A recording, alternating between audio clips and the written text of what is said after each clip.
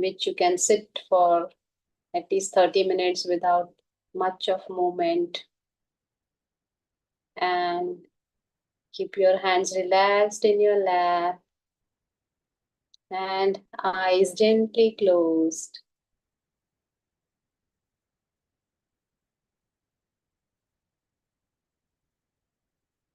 Relax your whole body. Just focus all your attention very keenly on the body. Just observe each part of the body very minutely and keep relaxing every part of the body consciously.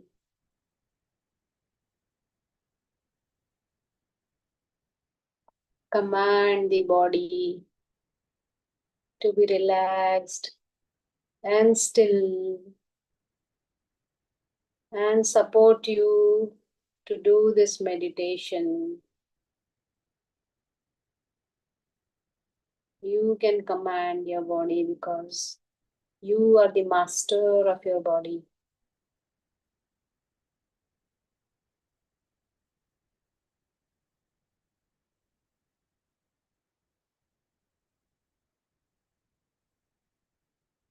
And now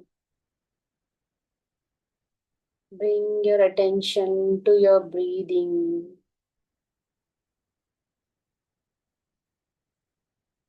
Watch your natural breath pattern.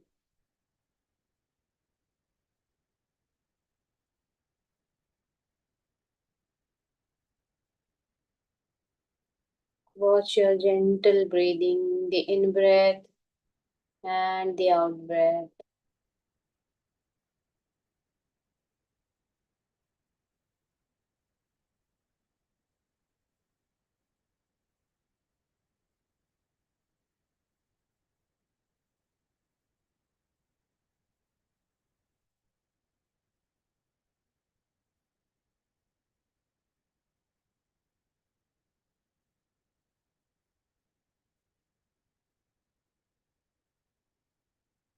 Still yourself even more by attaching your attention to the breath.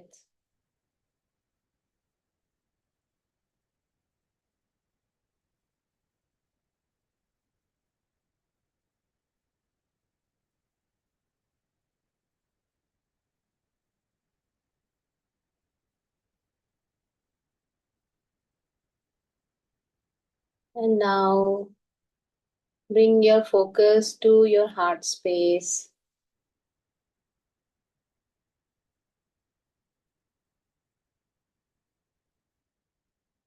Just bring the attention to the middle part of your chest area, which is the heart space. And fix your attention, all the focus of the mind into this space.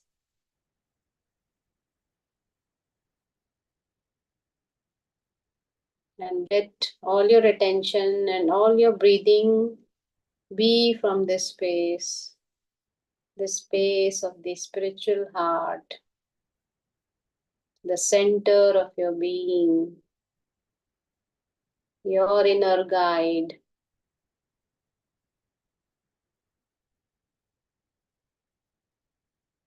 So attach yourself with this inner guide. Today we will be learning about one more law of this creation, which is the law of perfection. So what is this law of perfection? This law simply says that everything in this creation is perfect. So what is the meaning of perfect? Because in our ordinary language, we call something perfect this when something has no flaw. when it is flawless, or when there is no mistake in something, or we say perfection means something which is up to the expectations, or something which matches some standard, then we call that as perfect. Like a perfectly tasting dish, a perfect body, or whatever, a perfect thing. So this is what we in our language use perfect, this word perfect. But in context to this law of perfection, here perfect means absoluteness, or wholeness, or completeness. So what does this mean? What is the meaning of wholeness? What is the meaning of whole and complete? It is it is called as Purna, because in English language there's no other word. So this is called Purna, or complete, means there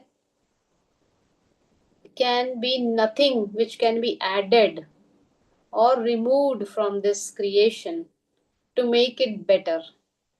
This is how we can define perfection in creation, in the existence, that there is nothing which can be added or removed to make it better. So here perfection, or wholeness, or completeness, or the purnata, it does not mean that it does not mean that this is the best version. It means that there is only this version which is so complete, which is so whole, that there is no scope to make it better by adding or removing anything from it. This is what we mean by saying whole and complete. And if you recall, we also had this mantra chanting meditation on this mantra of Purnata. If you remember, it goes like Om Purnamadaha Purnidam Purnat Purnamudachyate Purnasya Purnat Purnameva Vashishyate.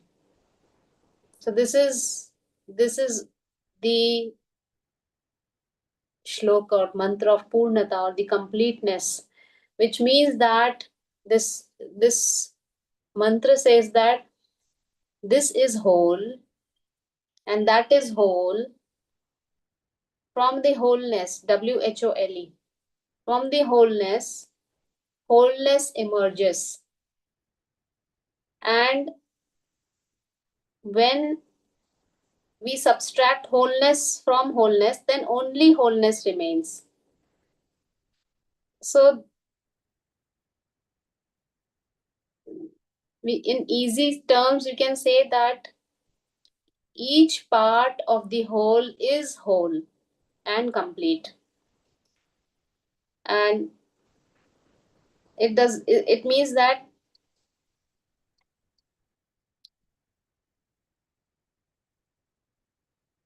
in fact, this equation, which in which each part of the whole is also whole and complete, this equation is difficult for the mind to grasp, because we never experience this. You know, we always experience that if you add something to the original, it will change, or if you remove something from the original, if you subtract something from the original, it change. How can it be that if something is removed from something, then it still is unchanged, it remains whole, it doesn't become additional something, or if we remove something from the whole, the whole becomes lesser by that amount. So this is a bit tricky for the mind, but if it clicks, it would click if you think about this. We can just we can understand by this example, which is not very appropriate, but still it could serve the purpose, that It is just like air, you know, this whole air, the whole infinite air. And suppose I breathe in air, then can I say that the air became less? Or suppose if I fill a balloon with air, that means I added something. So, do we say that it has increased the air? So, this is what is meant by the wholeness and completeness, that nothing can be removed or added in it to make it better.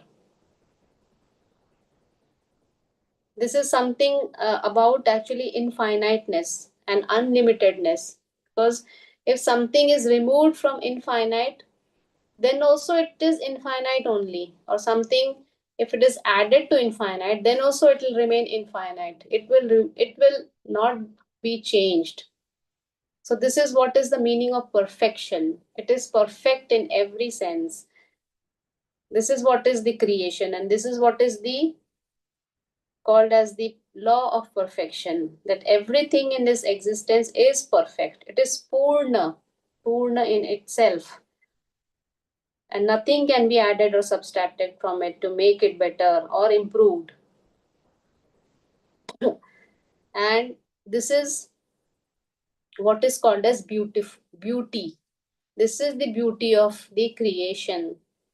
And this beauty is not in form of aesthetics, that it is about some pleasant sight or some pleasant emotion.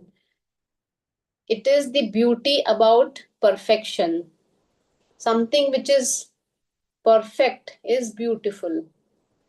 And this beauty of the creation is called as is perfect. It is perfection. All creation is beautiful, and whatever is beautiful is perfect. So this is what we mean. And this is what this mantra which we have heard very often, Satyam Shivam Sundaram, says. Satyam Shivam Sundaram. Here the word Sundaram. Sundaram means perfection, not beautiful. Not beautiful in the sense of visual. This Sundaram, this Sundarta is Purnata. It is completeness, complete and whole in itself. Satyam Shivam Sundaram. Satyam means the truth, which is eternal. Shivam means the highest state of consciousness is Shiva, which is Shivam. So, this is what the laws of perfection is, that there is no scope of any improvement in this creation. Everything is perfect. Everything is just perfect, and all the creation is in a state of perfection. So, the whole show of this creation, of this universe, runs in perfect order. All the systems here, all the living systems, all the non-living systems also, they are in perfection. See, the earth, it rotates and revolves in its perfect geometry, in the perfect degrees. Any little tilt of the earth and all the life in the planet will be gone. The whole creation will collapse. And all the ecosystems of, like, the rains, the water cycle, the forest, all the water bodies, the mountains, the hills, the soil, the atmosphere, and all the life forms also, all the life forms that are dependent on these, they all function in perfection.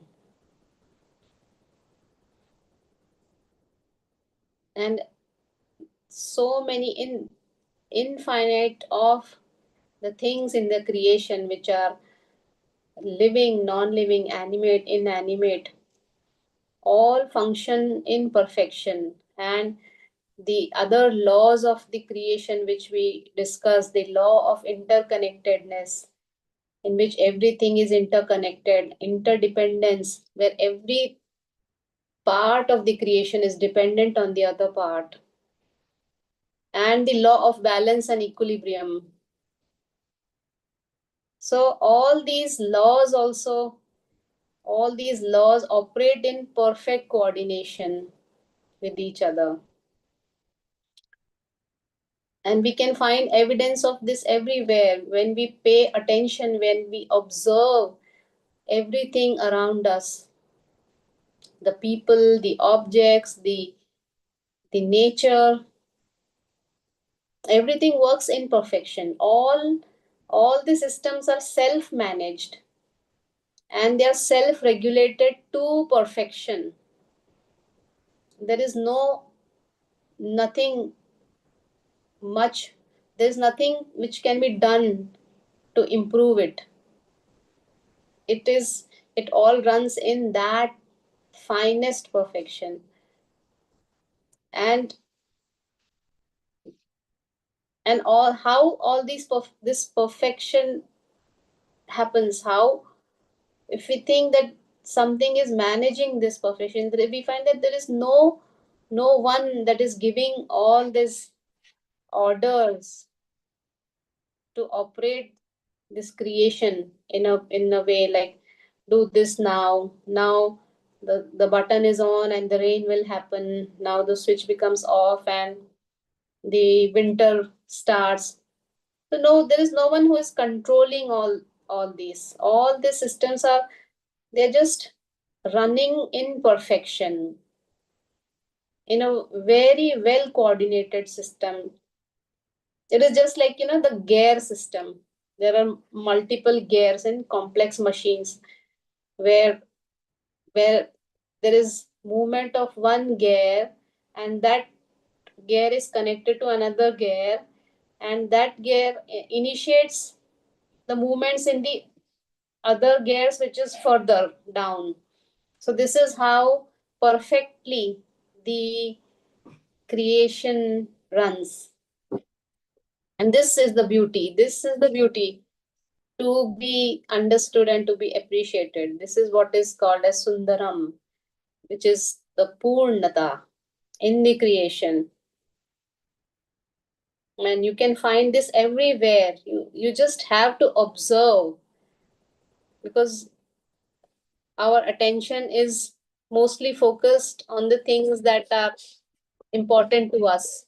The things around us, it doesn't seem important, but if we pay attention, we will find that how everything runs in perfection. Like, just look at our body.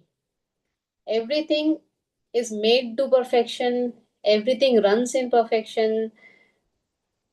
Whenever there is need for energy, then the sensation of hunger appears, and we can see how this bio clock functions perfectly without anyone giving commands to it. It runs so perfectly. The sleep and the awakening happens at the right time. The digestion and the elimination, they happen in perfection. And see, everything happens at the perfect time. The puberty hits at the perfect time. The labor pains, they appear at the perfect time at the end of the gestation. So we can see how perfect this creation is.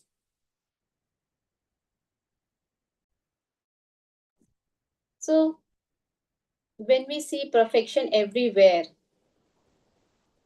then the question comes that what happens when this law is broken, and how it is broken? Because we have understood that not adhering to the laws of the creation causes suffering, and we surely see a lot of suffering in this world, in this creation. So surely the law has been broken somewhere. So how is it broken? So this is this law of perfection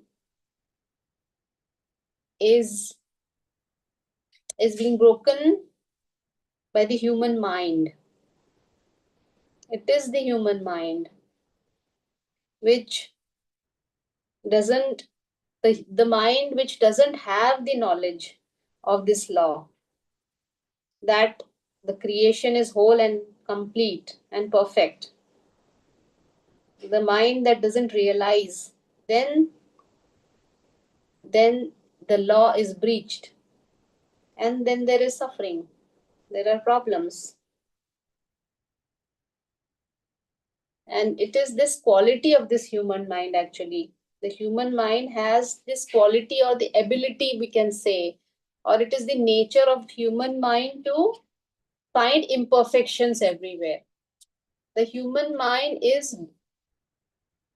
has built-in program to find imperfections, and the mind constantly finds imperfections and tries to make them perfect.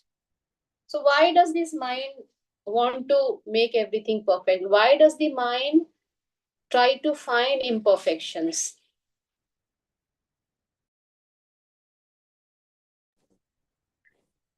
It is because it is to suit or to favor the survival, the survival and well-being of itself, means the organism or the human, or whatever, the mind body we can call. So this built-in program of the mind to constantly find imperfection and to try to make things perfect is because the mind wants to survive, because the mind can survive best when what it thinks as perfect prevails, and the mind, it perceives anything that is not suitable for its survival, it will be seen as imperfect. So now this body mind system, the body mind mechanism wants to change this perfect creation to suit its own definition of perfection.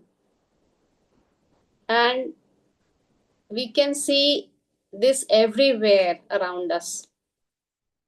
All of this damage to the ecosystem, to the environment, to the earth, it has all happened because of the man's ignorance to recognize the perfection of creation of nature.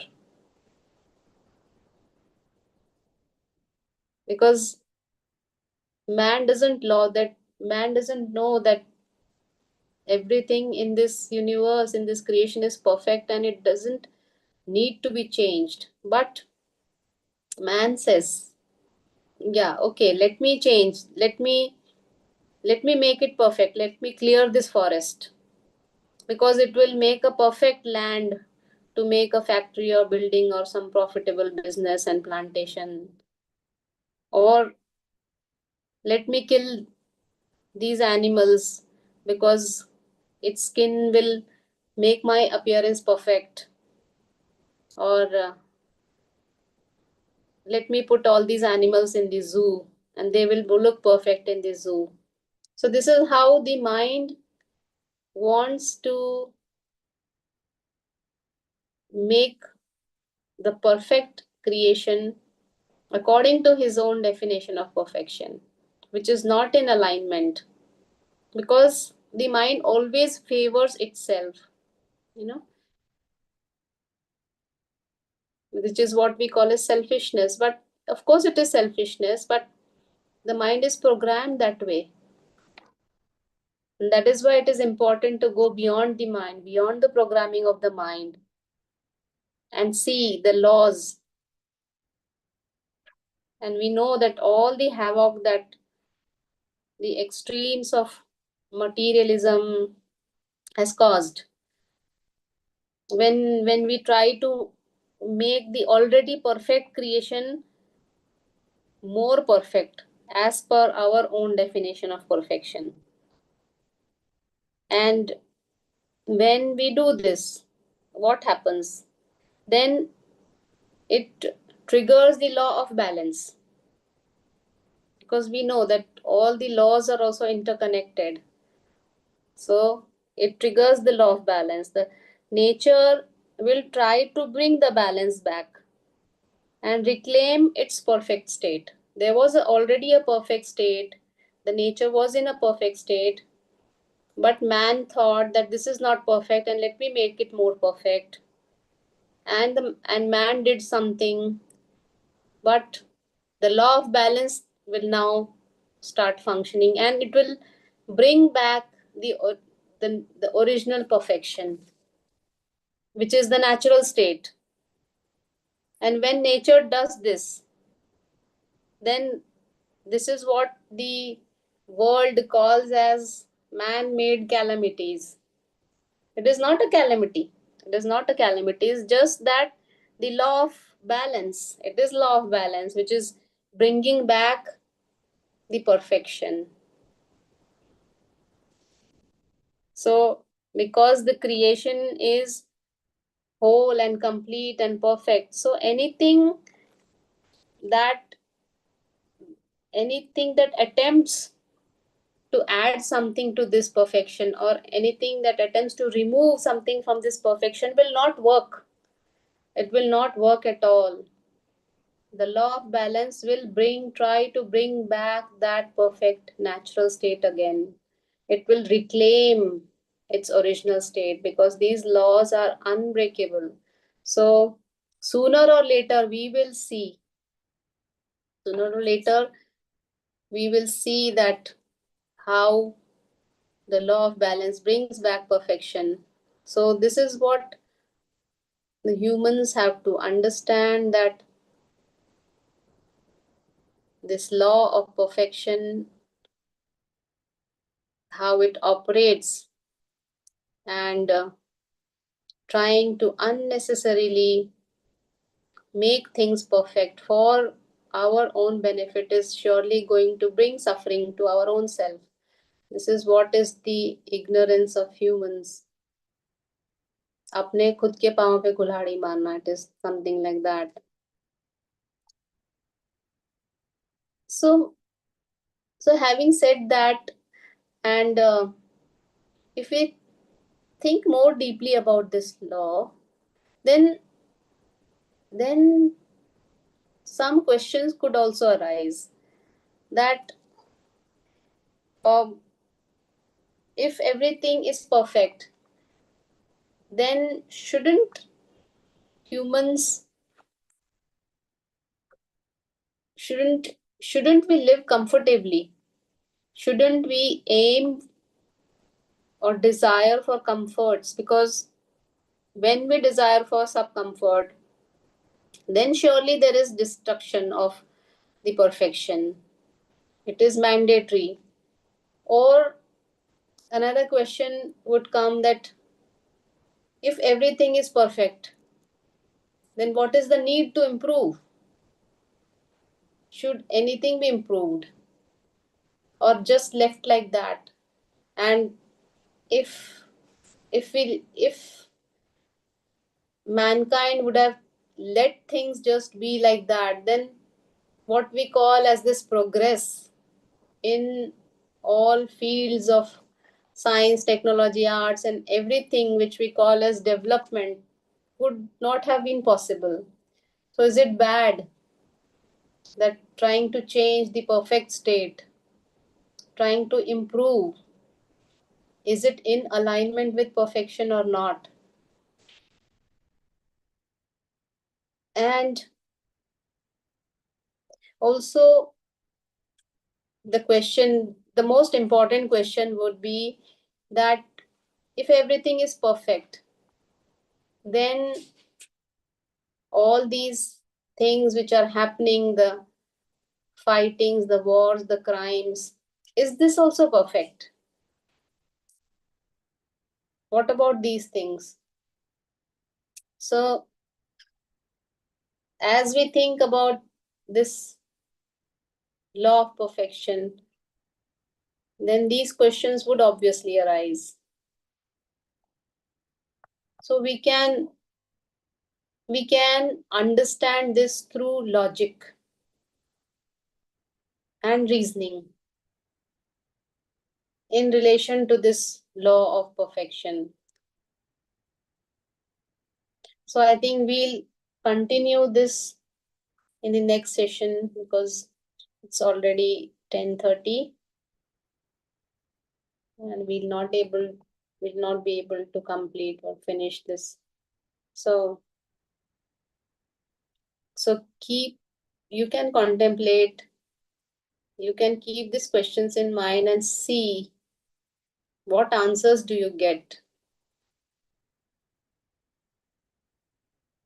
Or suppose if everything is perfect, so should I not work on myself? Like if I find that suppose I'm not up to the mark in some skill or some faculty or some subject, then should I not improve? Am I perfect? So all these questions could come. So you can also think about these questions and we can discuss them. We can discuss them next in the next session, maybe yes tomorrow, about why it is perfect or not.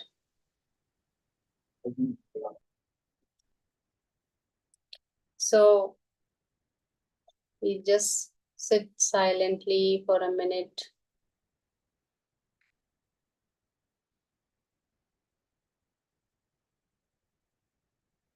just to let this knowledge absorb,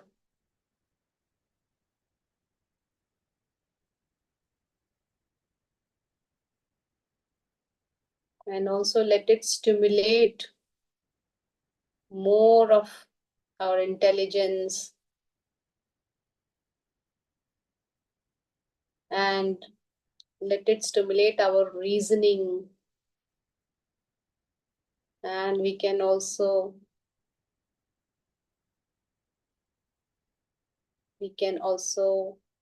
see whether this knowledge is true or not by critiquing it. Does this hold true or not? Because nothing has to be believed. This is what is the law in spirituality. This is why the human has been given this faculty of buddhi, vivek, so that you can discriminate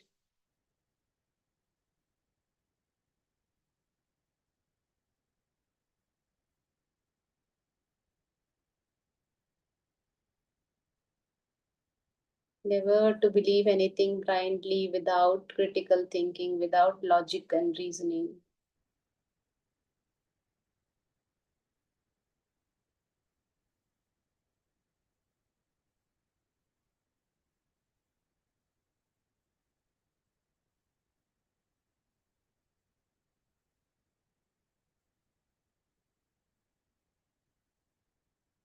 So keep observing everything around you with great focus and attention and try to find out how these laws which seem invisible, they operate in everything in this creation, right from the smallest molecule and atom to the universes and galaxies and all life forms.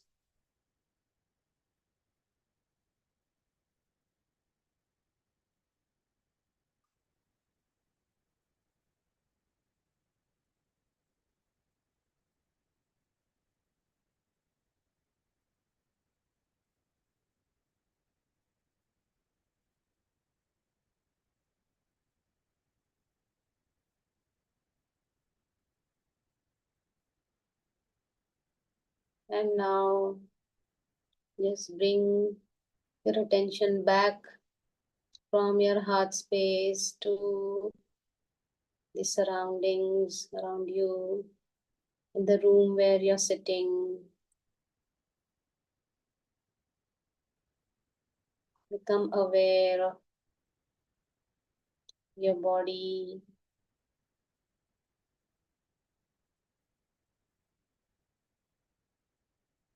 Open your crossed fingers and move your fingers. And now you can gently open your eyes and come out of this meditation.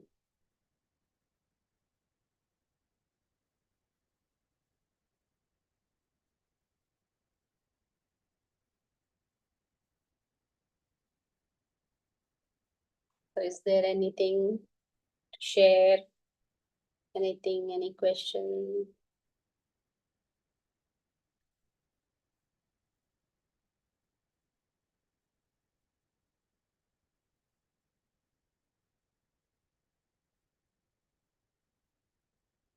So we'll meet again tomorrow. We'll continue the further part of this law of perfection.